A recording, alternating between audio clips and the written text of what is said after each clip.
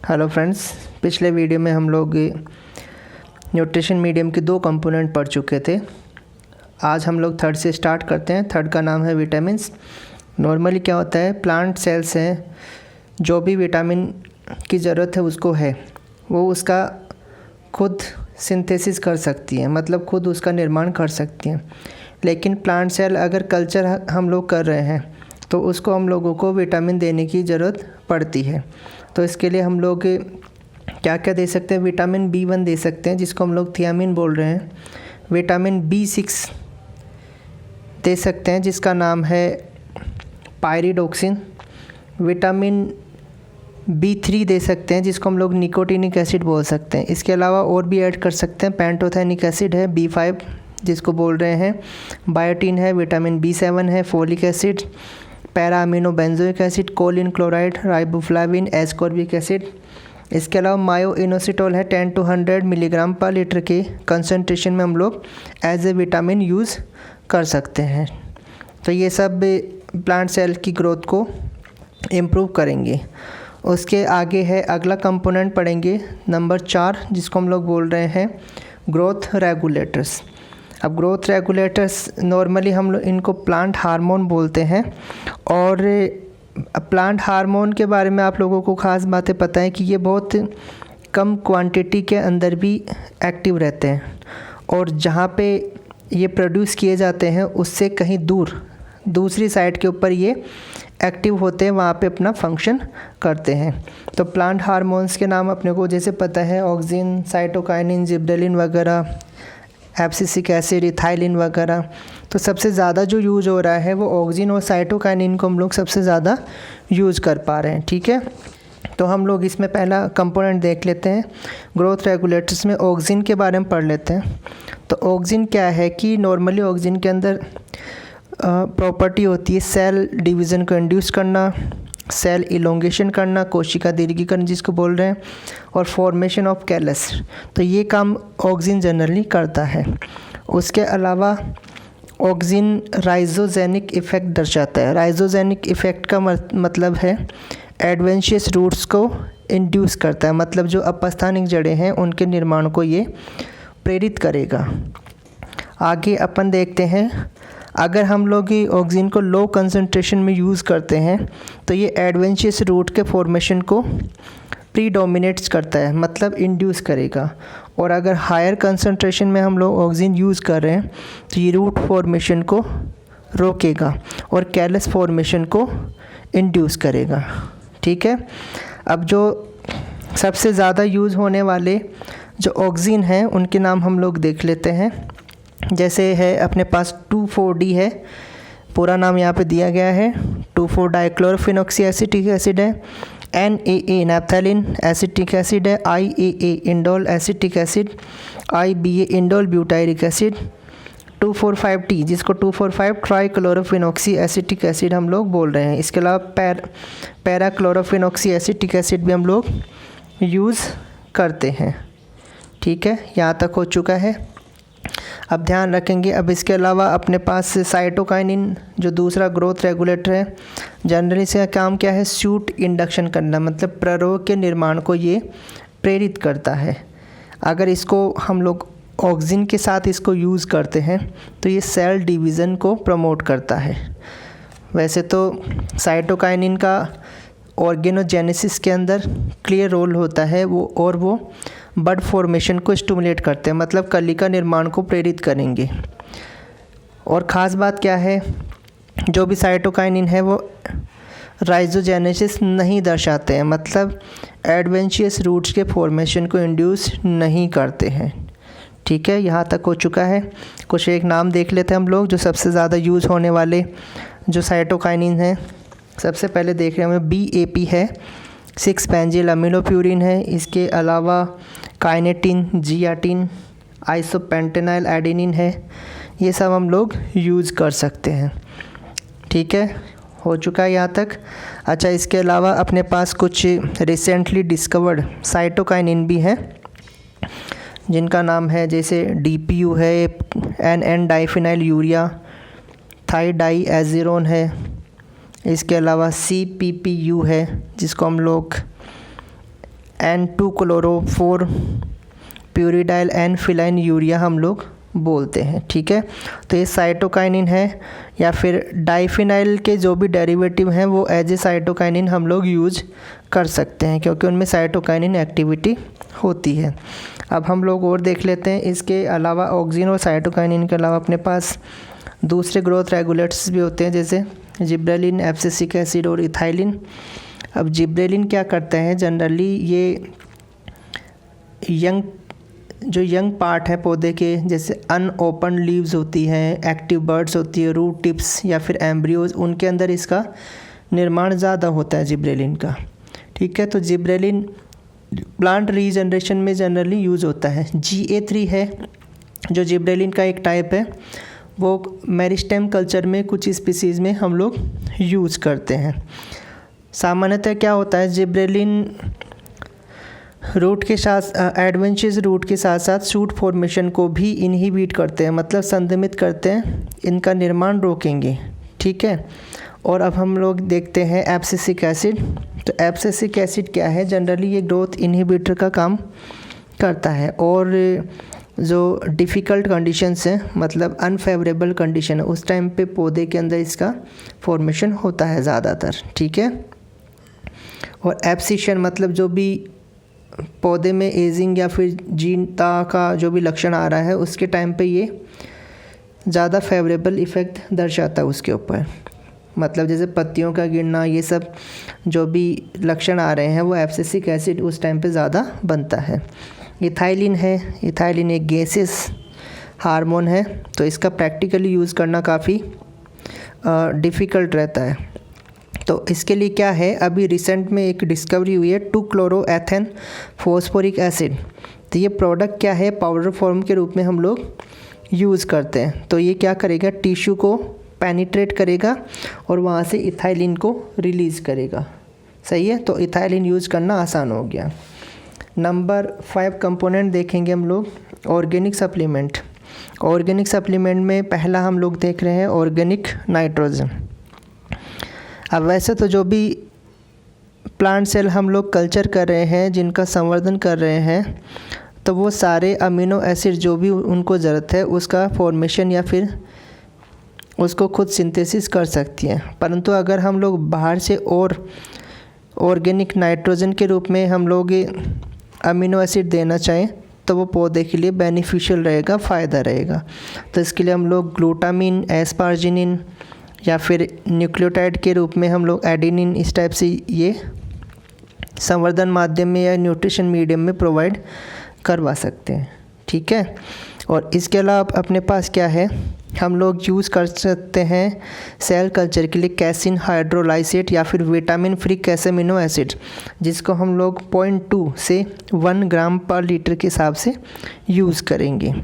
कुछ केस के अंदर हम लोग एल ग्लूटामिन यूज़ करते हैं, जिसका अमाउंट 8 मिलीमोल से 150 मिलीग्राम पर लीटर के हिसाब से हम लोग यूज़ करेंगे, और ये कैसिन हाइड्रोलाइसेट की जगह हम लोग इसको यूज़ कर सकते हैं।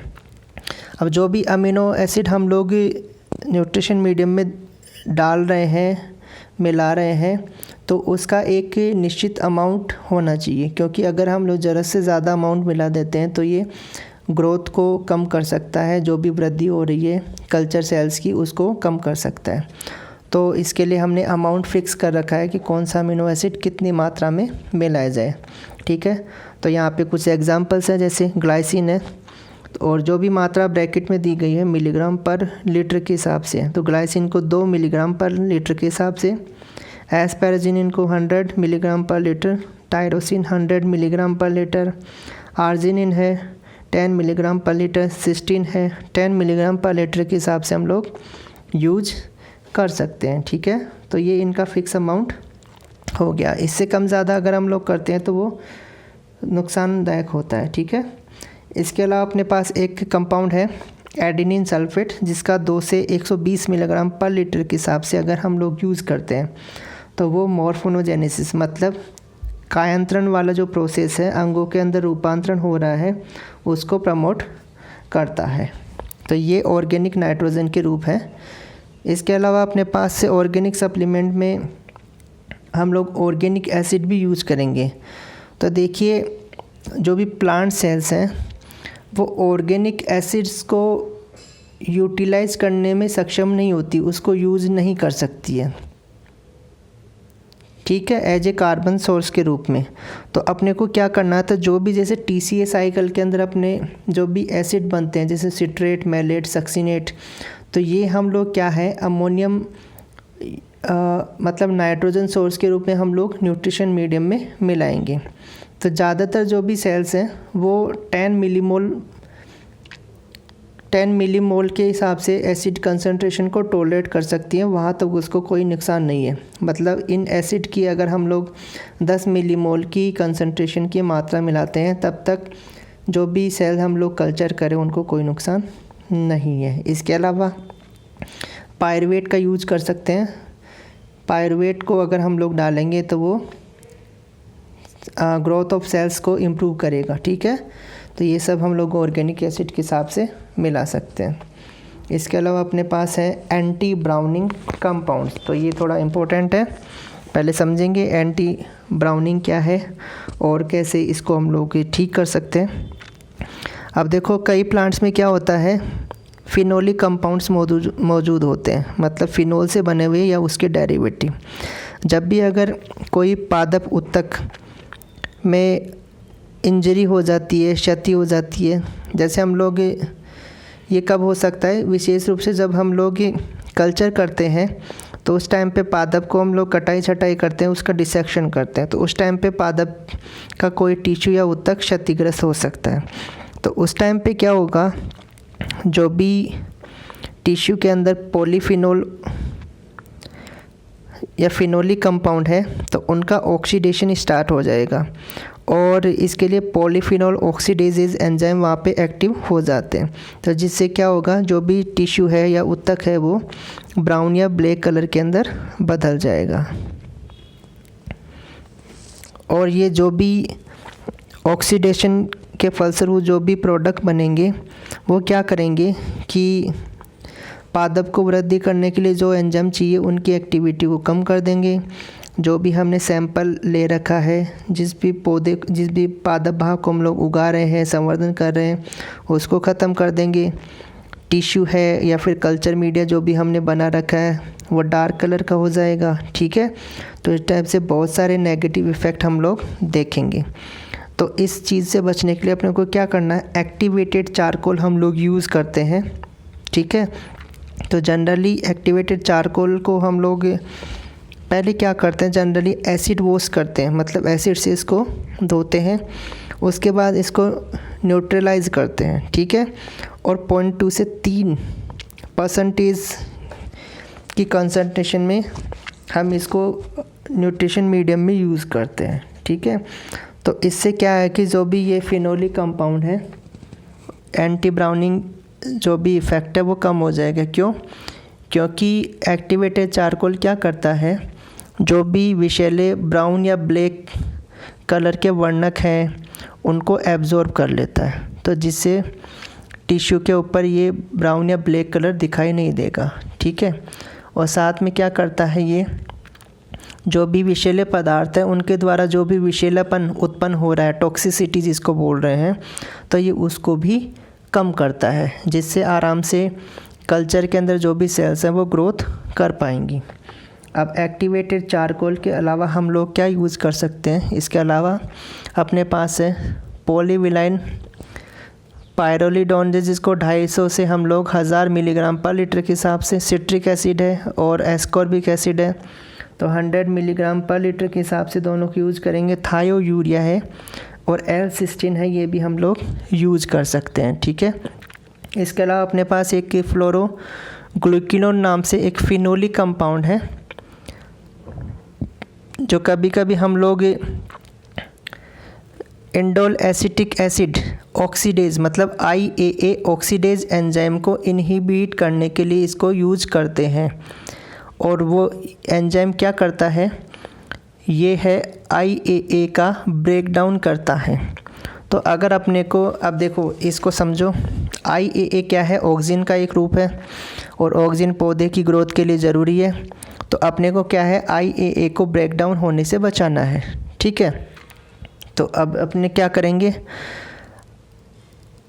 अब IAA को ब्रेकडाउन से रोकने के लिए अपने को क्या करना पड़ेगा, IAA ऑक्सीडेज जो एंजाइम है जो इसका ब्रेकडाउन कर रहा है, इसको तोड़ रहा है, उसको अपने को इनएक्टिव करना पड़ेगा और इनहिबिट करना पड़ेगा। तो इसके लिए हम लोग एक फिनोलिक कंपाउंड यूज़ कर रहे हैं जिसका नाम है फ्लोरोग्लूकिनोल। ठीक है, ये IAA को ब्रेकडाउन होने से बचाएगा ताकि ग्रोथ लगातार होती रहे। ठीक है, अब इसके अलावा और क्या है अपने पास, इसके अलावा अपने पास से जेलिंग एजेंट्स हैं। जेलिंग एजेंट मतलब जो भी माध्यम हम लोग बना रहे हैं उसको अपने को सॉलिड करना है, सेमी सॉलिड बनाना है। तो ज़्यादातर हम लोग क्या करते हैं, अगार वहाँ पे यूज़ करते हैं और सबसे ज़्यादा अगार यूज़ होने वाला है डिफको बैक्टो अगार है जो 0.6 से 1% वेट बाय वॉल्यूम परसेंटेज है, उसके हिसाब से हम लोग यूज़ करते हैं। ठीक है, और इसके अलावा अगार के दूसरे रूप हैं वो भी हम लोग यूज़ कर सकते हैं, जैसे एगेरोज, फाइटा अगार, फ्लो अगार, ये सब भी हम लोग यूज़ कर सकते हैं। सही बात है।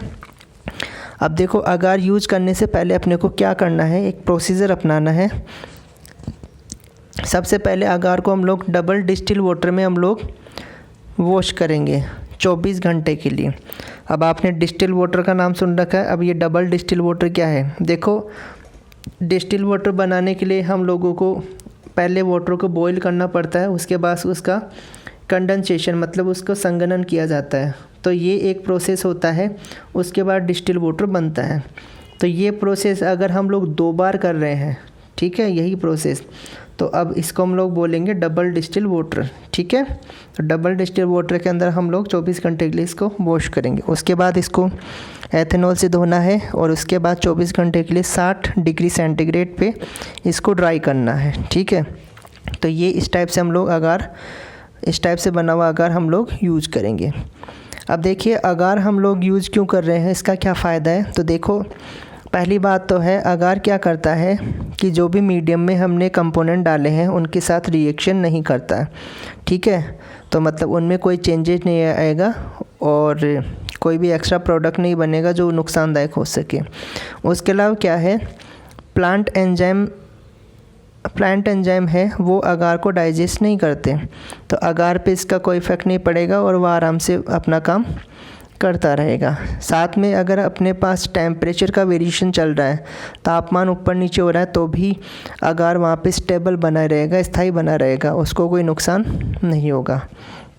फिर भी हम लोग अगार के अलावा कुछ अल्टरनेटिव यूज़ कर सकते हैं, मतलब अगार के अलावा हम लोग जेलिंग एजेंट के रूप में क्या यूज़ कर सकते हैं। ठीक है, जेलिंग एजेंट मतलब अपने को क्या करना है, जो भी मीडियम बना है उसको सॉलिड करना है। तो सॉलिड करने वाले जो भी कंपाउंड है उसको हम लोग जेलिंग एजेंट बोल रहे हैं। अब देखिए अगार के अलावा क्या यूज़ कर सकते हैं, एल्जिनेट यूज़ कर सकते हैं, प्रोटोप्लास्ट कल्चर में यूज़ हो गया, गैलेराइट यूज़ कर सकते हैं सॉलिडिफिकेशन के लिए, मतलब ठोस बनाने के लिए माध्यम को, तो 0.2% इसको यूज़ करते हैं। ध्यान रहे कि गैलेराइट से जो भी मीडियम बन रहा है वो अगार की तुलना में ज़्यादा क्लियर बनेगा, मतलब पारदर्शिता उसमें ज़्यादा होगी। और साथ में इसके गैलेराइट को डाइवेलेंट कैटाइन की ज़रूरत पड़ती है, स्पेशली जैसे मैग्नीशियम या फिर कैल्शियम आयनों की ज़्यादा पड़ती है, आवश्यकता इसको पड़ेगी अपना काम करने के लिए। ठीक है, इसके अलावा हम लोग क्या यूज़ कर सकते हैं, अगार जेल यूज़ कर सकते हैं। अगार जेल क्या है, अगार और सिंथेटिक जेल का मिक्सचर है। ठीक है, और ये सिग्मा कंपनी है उसने इसको बनाया था, तो इसमें जेल और अगार दोनों की प्रॉपर्टीज़ होती हैं। ठीक है, इसके अलावा अपने पास क्या है, जिलेटिन है। तो जिलेटिन क्या है कि वैसे हायर कंसंट्रेशन मतलब 10% के हिसाब से यूज़ किया गया था, पर इसका लिमिटेड यूज़ है। कारण क्या है, क्योंकि ये लो टेम्परेचर लगभग 25 डिग्री सेंटीग्रेड के आसपास ये मेल्ट हो जाता है, पिघल जाता है, तो ये अपने ज़्यादा काम नहीं आता है। ठीक है, इसके अलावा क्या है, एक सी प्लेग नाम से अपने पास प्योरीफाइड अगार है जिसको FMC कॉरपोरेशन नामक कंपनी ने इसको बनाया था। ठीक है, तो ये क्या करता है, ये सिंगल प्रोटोप्लास्ट कल्चर में हम लोग इसको यूज कर सकते हैं। ठीक है, अगर कल्चर से अपने को सिंगल प्रोटोप्लास्ट की रिकवरी करनी है तो हम लोग ये वाला एगरोज यूज कर सकते हैं जो सबसे ज़्यादा प्योरीफाइड है। ठीक है, अब देखो हम लोग सिंथेटिक जेलिंग एजेंट हैं वो ज़्यादातर यूज़ क्यों करते हैं, तो देखो इनका एक फ़ायदा है, अगर इनको हम लोग लो कंसंट्रेशन में यूज़ करते हैं लगभग 1.25 से 2.5 ग्राम पर लीटर के हिसाब से, ठीक है, तो भी ये बिल्कुल क्लियर जेल बनाते हैं, स्पष्ट रूप से अपने को माध्यम दिखाई देगा। ठीक है, और कंटामिनेशन जो भी संक्रमण हो रहा है उसका डिटेक्शन करने में आराम से सहायक है, रूट फॉर्मेशन में भी सहायक होते हैं। ठीक है, और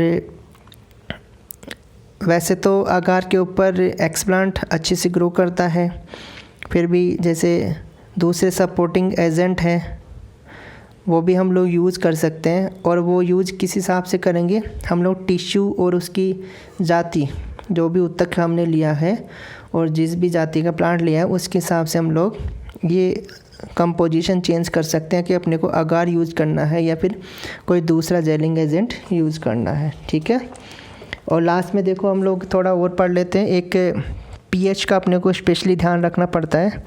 तो पीएच देखो जनरली 5 से 6 के बीच का पीएच ग्रोथ के लिए बहुत अच्छा है। अगर 7 से ज़्यादा पीएच हो रहा है या 4.5 से कम पीएच हो रहा है तो वो ग्रोथ और डेवलपमेंट को रोक देगा। ठीक है, तो अपने को क्या करना है, अब जैसे हम लोग जो भी हमने एक्सप्लांट लिया है, जो भी पादप भाग लिया है कल्चर के लिए, उसको हम लोग ऑटोक्लेव करते हैं।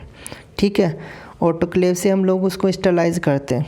तो ऑटोक्लेव करने के बाद 0.3 या 0.5 यूनिट जनरली पीएच डाउन हो जाती है। तो अब हम लोग जब भी हम लोग क्या करते हैं, शुरुआत में लगभग 6 पीएच का हम लोग माध्यम तैयार करते हैं, बाद में अगर ये पीएच 5.5 के आसपास गिर भी जाती है 0.5 यूनिट तो भी आराम से ग्रोथ हो जाएगी। ठीक है, और अगर इससे ज़्यादा लगातार गिर रही है तो फिर अपने को नया माध्यम उसमें मिलाना पड़ेगा। ठीक है, तो इस टाइप से हम लोग इसको चेंज करते रहेंगे पीएच के हिसाब से भी। ठीक है, तो ये न्यूट्रिशन